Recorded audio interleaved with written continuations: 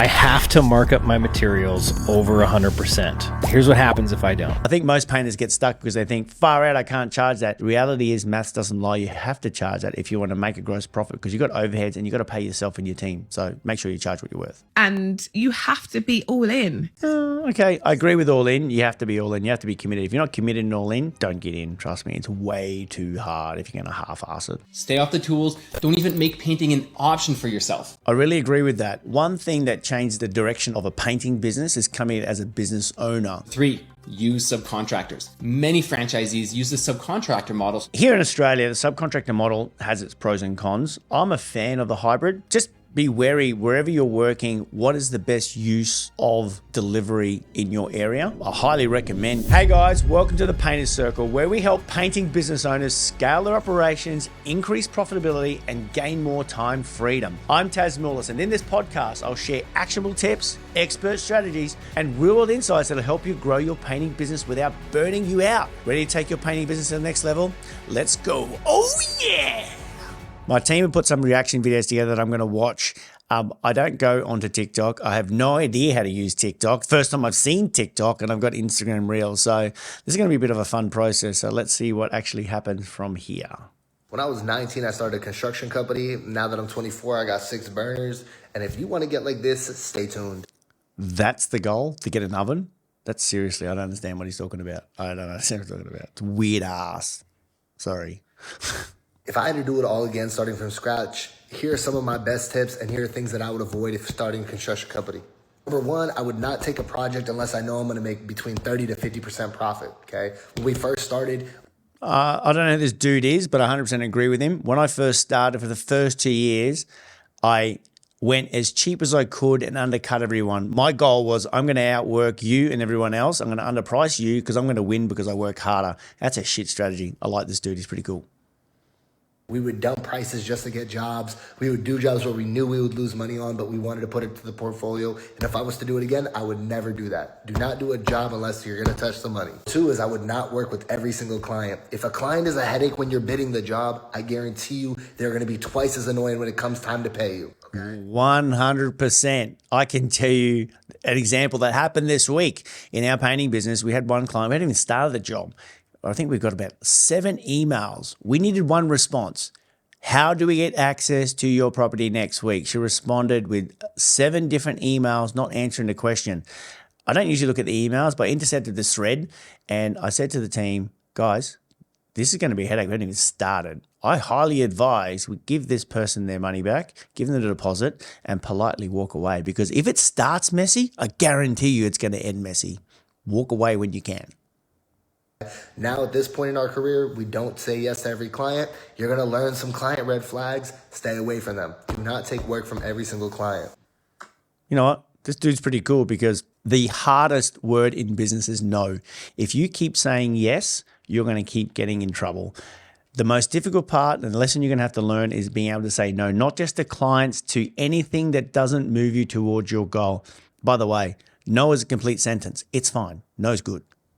Cool. Let's check out the next one. Controversial take, but your employees owe you just as much as you owe them. If you only pay your employees $25 an hour, then you're going to get what you paid for. But if you pay $60 an hour, you also get what you pay for. You can't expect to find high-quality employees when you offer low-quality pay. That's why when I started paying my employees double, my business... Listen, I'm not 100% disagreeing with him, but if you base it just on dollars, you're going to fall into a shit ton of trouble. Because the dollars is not the only metric of hiring a great team or attracting the right people. So half I get, the other half I think it's a bad positioning statement to just double the money and expect double the output. Maybe. But on the other hand, making sure you look after your team and paying them well for the outcome that they produce is another story. So make sure you match the outcome to the remuneration. You want to learn and grow your business like a CertaPro franchisee? Follow these simple steps. Number 1, stay off the tools. Don't even make painting You know what? I know this legend. I met him earlier this year. He's a pretty cool dude.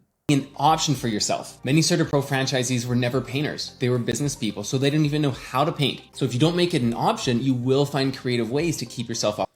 I really agree with that. One thing that changed the direction of a painting business is coming as a business owner. So like I said before, there's no money in the thing that you do. If you're a painter, great, become a business owner. If you're a business owner first, Nail that. off the brush. Number 2, get commercial repaint work. You can get commercial repaint projects from property managers and realtors.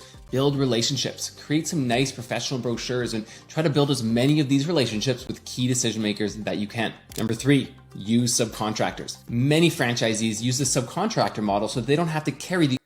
Now, here in Australia, the subcontractor model has its pros and cons. I'm a fan of the hybrid. Just be wary wherever you're working, what is the best use of delivery in your area? I highly recommend using this model because it's an easier way to scale your business, because for me, complexity is always in delivery. If you can simplify delivery, you're onto a winner. I'm $1 million painting business, you need to start investing more into marketing. 100% agree. You have to invest in marketing. Your business will grow to the level of the amount of eyeballs on it. Now, we all start with referrals and word of mouth, which is great. The problem is it's unpredictable. They will come, they will go, they will come, they will go. When you understand that if you want a steady stream of leads, steady stream of clients, you're going to have to invest time and money. You can have free, not very leverageable and predictable, or money. So investing in marketing is a highly important part of growing your business.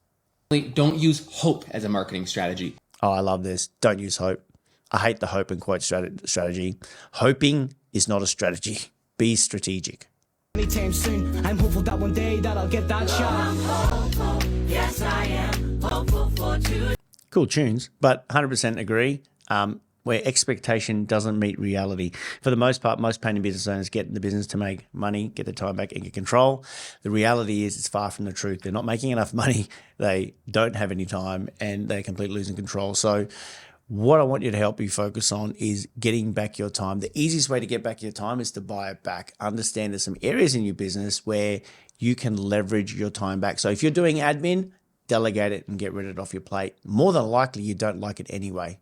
100%. I've yet to meet a painter that goes, geez, Taz, I love doing admin. I can't wait to get stuck into my zero and reconciling my accounts. Said no one ever. Cool. Just quickly, guys, if you're a painting business owner and you're overworked, overwhelmed, and underpaid, we can help. Hit the link below in the show notes to learn more. Now back to the episode.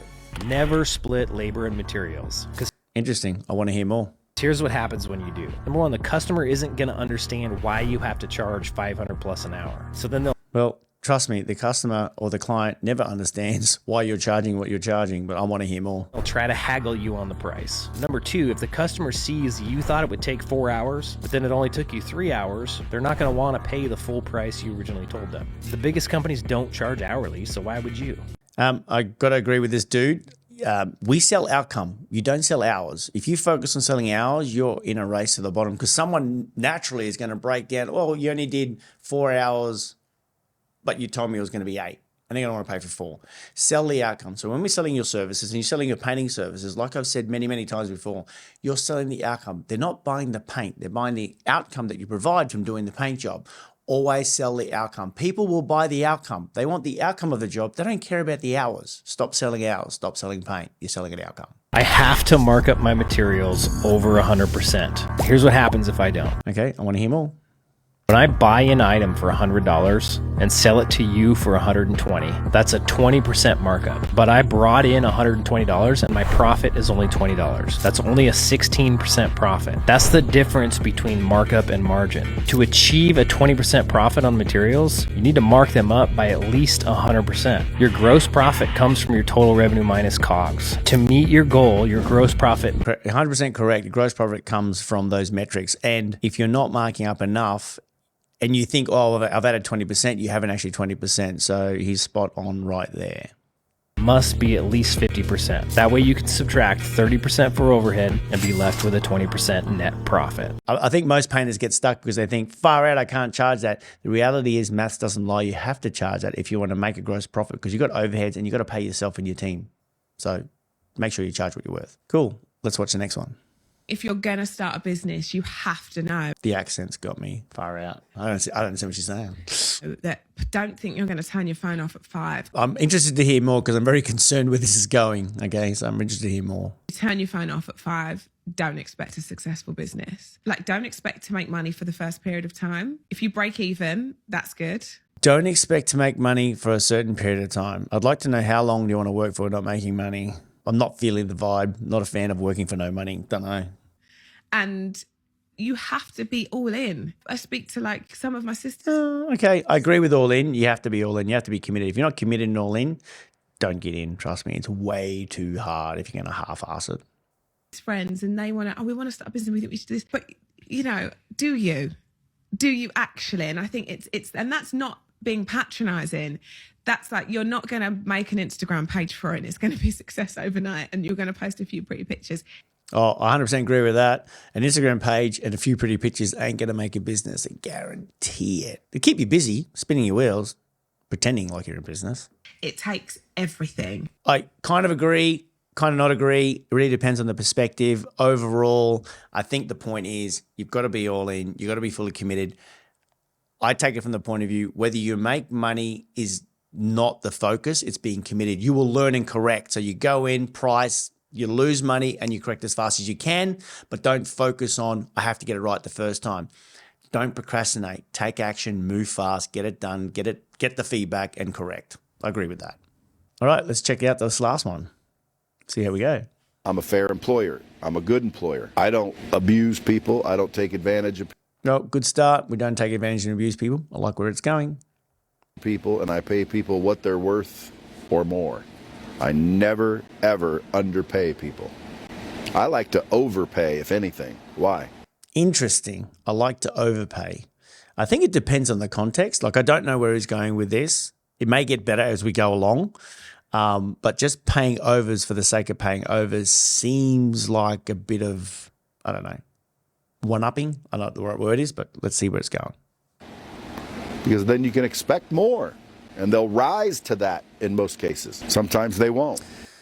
Okay, I feel like I understand where we're going with this and using money as leverage. If we pay more and expect more, my perspective and my theory is if you raise your standard as a business owner and expect the standard as a business owner, money is a part of that standard, you will get that standard. Or people won't raise to that standard, whether it be money or expectations, and they won't stay. So I think money is a part of the solution, but I don't think it's the only leverage point to build a team that want to be a part of your business. Well, that was a really interesting experience, some really good content on the internet, some really interesting information and perspectives that you probably saw me react to. If you've got any cool videos you'd like me to check out and react to, send them through. I'd love to check them out, and maybe next time I'll be better at using technology. Thanks, guys. Stay cool, be well, and as usual, see you in the interwebs. Bye.